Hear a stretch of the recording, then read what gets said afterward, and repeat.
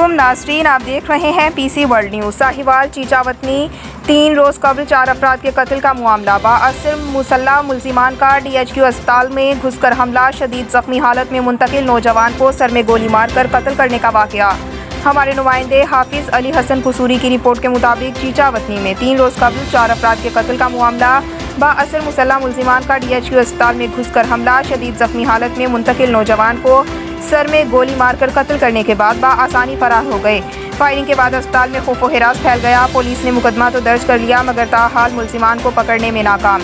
چند روز قبل معمولی تلخ کلامی پر 5 افراد کا قتل ہوا تھا۔ ملزمان بااثر ہیں۔ متاثرین نے وزیر اعلیٰ پنجاب عثمان بزدار اور IG Punjab RPO DPO Sahiwal سے ملزمان کی گرفتاری اور انصاف کا مطالبہ کیا ہے۔